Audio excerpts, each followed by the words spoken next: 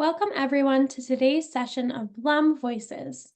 This series highlights a patient family advisory council member's personal experience relevant to Dana-Farber. Our hope is this series will be a valuable tool for patients to consider when they are navigating their own personal journey. The recording of this session will be posted on our Blum YouTube playlist and our Blum Digital Resource Center. If you would like more information about resources and programs offered through the Blum, please visit our website, www.dana-farber.org/resource center, or email us at blum_center@dfci.harvard.edu. Thank you for joining us.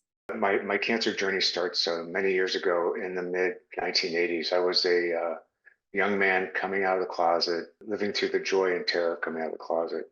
It was also a time when the AIDS crisis was starting to escalate.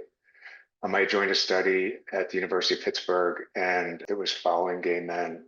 It was financed by the NIH, and they're following gay men in low-risk areas. And so this was a time before there was even a blood test for the AIDS virus.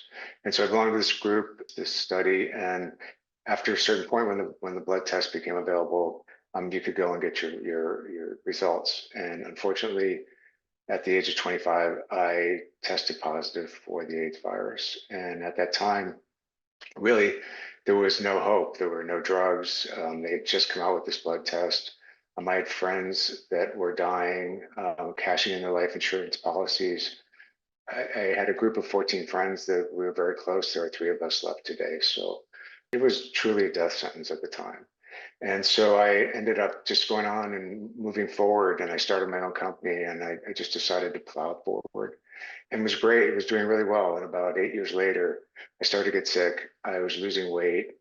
Long story short, I ended up in the emergency room at 140 pounds in intensive care.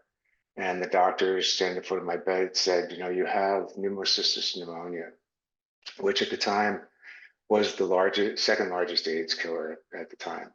And he said, you're full-blown AIDS.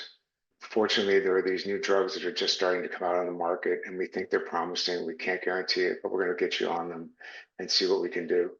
So I started taking the drugs, and I got better. And I went back to work, and I kept my company going, and I just kept moving forward.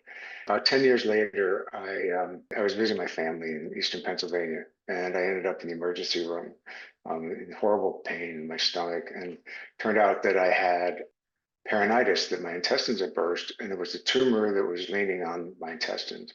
And I ended up having surgery there. It was actually really in the late 90s, with HIV in a Catholic hospital in a small town in Pennsylvania. It was really an intimidating experience to be there. I had a Catholic priest that wouldn't come in my room because I was gay and had HIV. So there was a discrimination going on at the time, and the shame and stigma that went along with it. It was really, really overwhelming sometimes, and especially when I was there, I was very conscious of that. And anyway, I ended up, was living in Pittsburgh at the time, and I ended up going back to Pennsylvania and having care with a great team of doctors there, and ended up really kind of beating the cancer. And then I met my husband in 2008. So eventually we moved to Boston, and I had my last scan at Dana-Farber when we moved here. So I think it was back in the old building. And so anyway, so I landed this great job in Boston, and it was I was working for a nonprofit that was educating students about the government and democracy. And then I've always been a big political junkie, and so for me, it was kind of the dream job. It was a startup. I was wearing a lot of different hats. I was meeting fascinating people. I remember sitting at a dinner in Washington, D.C. one night with 2 U.S. seated senators from 2 different parties, thinking, what am I doing here? How did I get here? I loved going to work. I loved being around people, and I was pretty much a workaholic my whole life. And in 2015, I went for just a random checkup to my doctor, and I had a little bit of a cough. And he said, let's just do a chest x-ray. We haven't done one in a while. It's probably a good idea. Let's do it.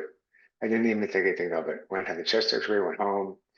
My husband and I were sitting there having dinner, and he called and said, I hate to tell you this, but there's a pretty good sized mass on your right lung, and it's really concerning, and we need to get you in to see some people. And so we did. We went and met with a surgeon, and we had a really unpleasant experience where we were. We left with many more questions than answers. And I have to tell you, like when you're in that panic mode of cancer, and you have no answers, and you're lost, and it's like you don't even know where to go. And so I said to Scott, my husband, I said, why don't we go to Dana-Farber? I had my scan there, and just check that out. We're not stuck here. So we did. We went to Dana-Farber, and we met with a surgeon and an oncologist. And in 2 days, we had a plan put together. We had a plan of the what ifs, what the possibilities were, what this could look like, and a surgery date. And so I ended up having my surgery, and with Dr. Swanson, who's I still see every year, is an amazing guy. Unfortunately, the tumor came back as small cell lung cancer.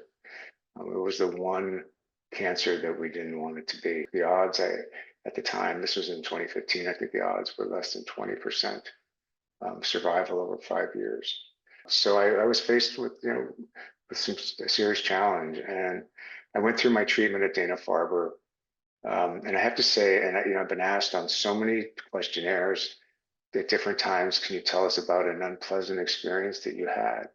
And I have to tell you, like, I had never had an unpleasant experience. I don't remember ever waiting and being upset about that, or missing appointments, or any of that.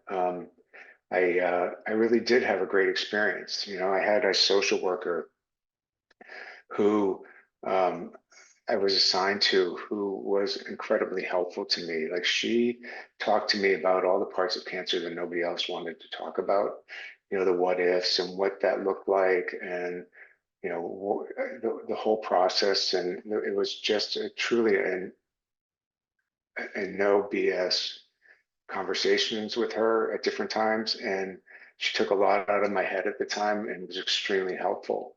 I actually ended up reconnecting with her recently, and she's retired. But I came across her on social media, and she's just a wonderful, wonderful human being. And then I also had an infusion nurse who was the sweetest, kindest, most patient person I think I've ever met. And I remember, like, my last treatment, she came over and she put her hand on mine, and she said, would you please stop in when you're in the hospital? It would really mean a lot to see you. I've just thought that was really amazing. And so I went back to work. I actually worked every day during my chemo. I just was pushing myself. So I was back to my job, and about a year and a half later, I started having some memory issues, some cognitive, more with my executive functioning skills in the office. And I was really struggling. And I remember saying to my assistant one day, could I do this job without you? And she said, no. And she started crying. And she said, I'm sorry. And so it was kind of a wake up call. Decided that I needed to be fair to the company, and step out of the workforce. And so I did, and I was home with nothing to do. I had worked my entire life. I was really in a really, really bad place. And I was meditating and doing yoga and exercising. I was trying so much. And then I had this light bulb moment one day where I was like, you idiot, like, you have had all of these people your entire life who have helped you get to where you are today, that you can even sit here alive. You have an opportunity to give back. I started looking at different ways to give back. I started doing some studies. I got involved in some brain studies, some HIV studies, some cancer studies. And I went to see my oncologist at the Brigham, my cardiologist at the Brigham. And she said, how are you doing? And so I'm kind of struggling. I'm really trying to figure this out. And she said, well, why don't you look into the Patient Family Advisory Council here at the hospital? The patients have a huge voice in this hospital, and I think you'd be good for them, and they'd be good for you. I did. I researched it and I applied and I interviewed and I went through the process and I ended up going on the council. And I have to say, it's been an incredibly rewarding experience. I am fascinated at how detailed this group is in every part of the hospital in improving the patient experience, and everybody's heart is in it. It's just amazing to be a part of the group. It's changed. Dana-Farber. I mean, I think about when I was having my treatment, the services that were available to me were not very many. I'm not even sure. Some of the ZACM partner programs were available at that time. And if they were, there wasn't enough education throughout the hospital system to tell people about that. I didn't know about them. I really just had my social worker. And so today I think that, it's amazing how much that has grown and that the communication is out there to help the patient find these resources. And I think moving forward, with this new hospital and becoming one group, I also think that one unit I think will be fascinating and amazing. And I look forward to being a part of that. The other thing that I've seen a huge change in since I've been on the council is I did some speaking to LGBTQ groups within the hospital and outside of the hospital about my HIV and cancer journey and about some just discrimination in the healthcare industry that I've faced. But I've seen the awareness within the community growing, within the hospital, and I think that's really, really amazing. And there's been huge growth in the last 3 years that I've been on the program. So I think it's really wonderful. That's my story. Thank you. Thank you so much for sharing your personal experience with us. To hear other Blum voices, please visit the Blum YouTube playlist in our Digital Resource Center. Please stay tuned for more Blum voices and other programs in the near future. Thank you.